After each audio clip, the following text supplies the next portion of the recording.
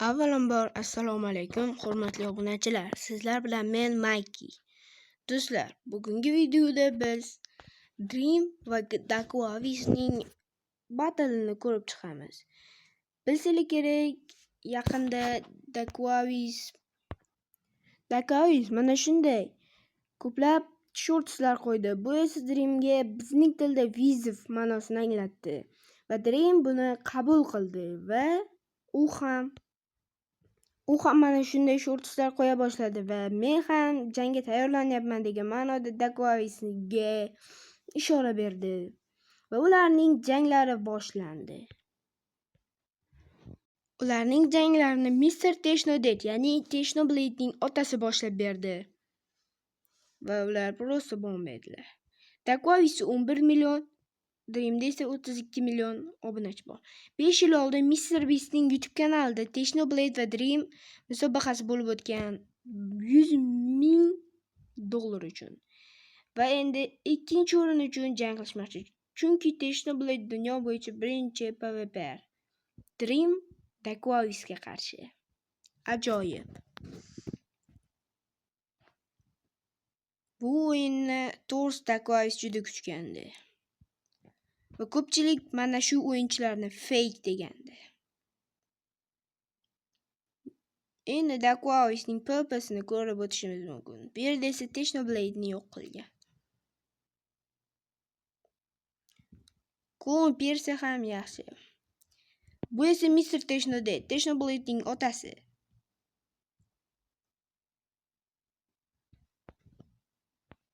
Janglari 3 bosqich: AHPVP, Sword PvP va Modern PvP bo'yicha o'tadi. AHPVP'da o'zingiz ham bilishingiz kerak, Dream 32 youtubermidi, o'shancha youtuberga qarshi to'g'risi PvP qilgan va uni ko'pini yutgan. Albatta Fruitberries unga qarshilik qilgani gabi. Juda kuchli qarshilik qilgan Fruitberries va Daquavis bilmadim unga hech kim. AHPVP'da men ham ko'rib o'tirgandim videosini va Dream aniq yutadi dedim. Va Dream katta shot bilan yutdi. AHPVP'da Bruno Daquavis da 0. Modern PvP. To'g'risi bu Modern PvP menga juda yoqadi. Lekin bunda Daquavis yutishi aniq edi. To'g'risi Daquavis Mace bilan juda yaxshi harakatlar qiladi. Lekin Dream ham undan ancha shot oldi. Turu 5 hisobda Daquavis yutdi. Brube.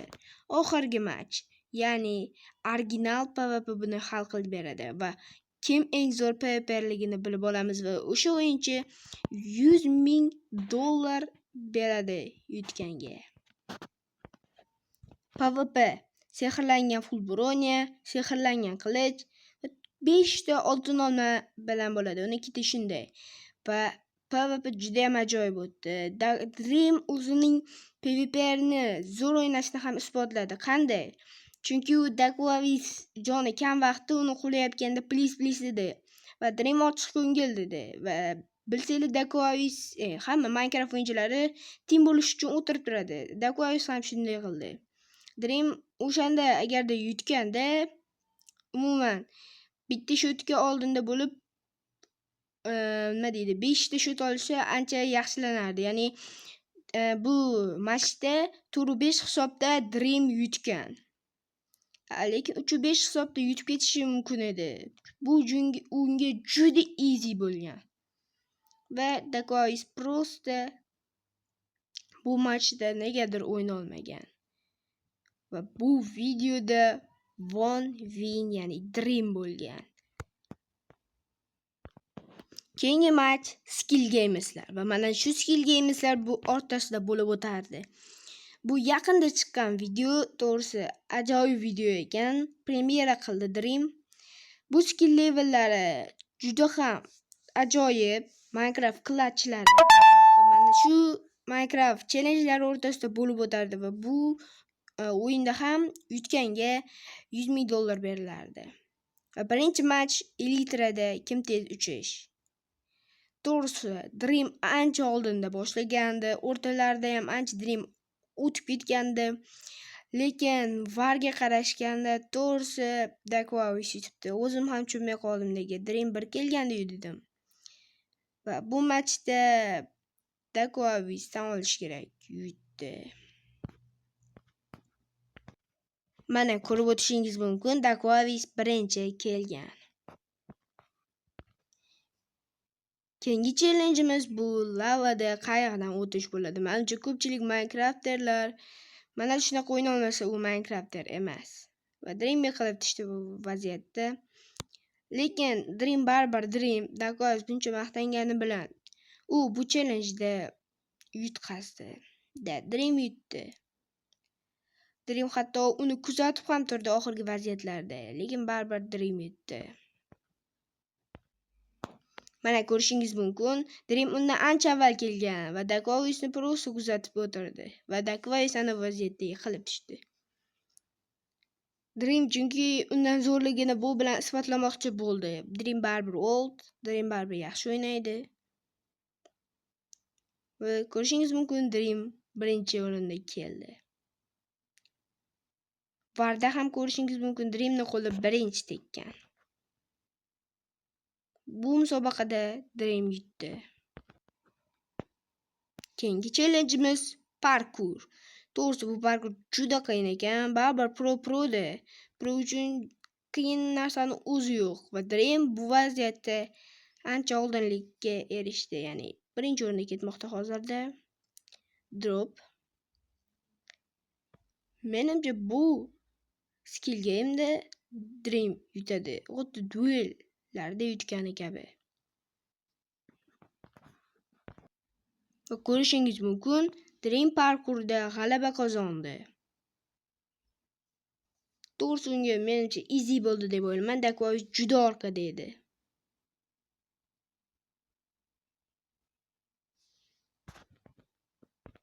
Keyingi challenge muzda mana shunaqa qayiqlarda suzish. Menga juda eslatadi. Biasman serverida shunaqa challenge bor edi. O'zbek serveri. Xo'p, 3 ta birinchi kim yutsa, o'sha yutadi. Hozirda Dakovic oldinda. Va mana shuni hali ham eplab tura olyapti qoyil. Voy, Dream. Va do'stlar, bu challengeda Dakovic yutdi. Chunki u bir keldi. O'zingiz ham chizgandarsiz va u siyoh rang qilib qo'yildi. Keyingi challenge kamonda kim yaxshiroq ota olish. Mana shunday shootinglar bo'ladi va o'shanga yaxshiroq shot bilan otish kerak.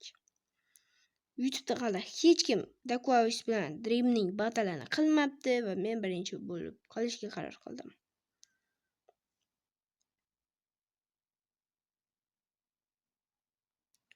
O, yaxshi. Yo, Dakovic.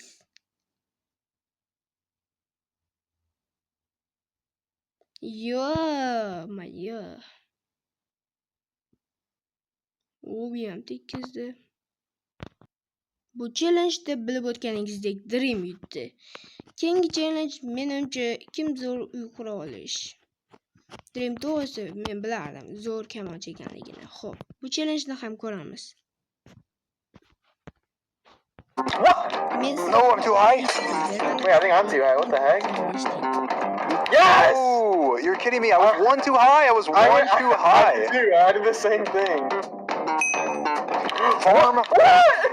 Oh wait, no, I win this. I've been training my whole life for this. No, there's no way you win. There's no way you win this. God, I'm so slow. Come on. All the TikTok haters said I was training for a stupid fight. Little did they know. Narsalar qurish challenge'da Dakovic yutdi. Keyingi challenge bu dropperlik. Dropperlik menga juda yoqadi, juda qiyin. Menimcha Dakovic bunda yutadi.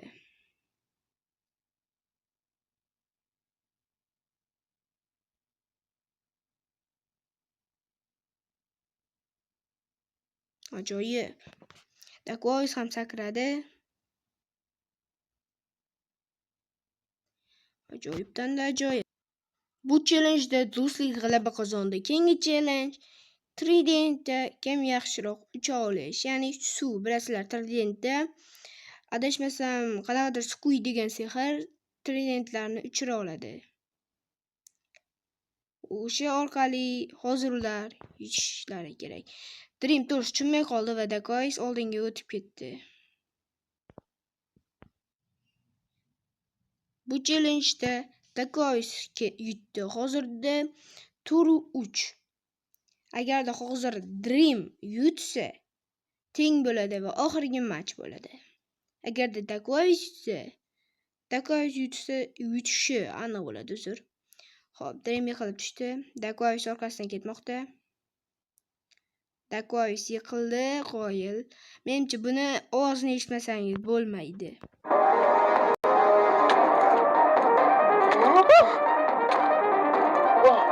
How did you survive that?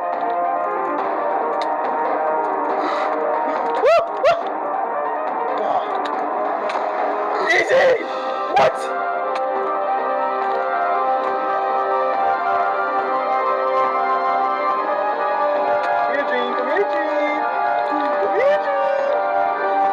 Give me your money!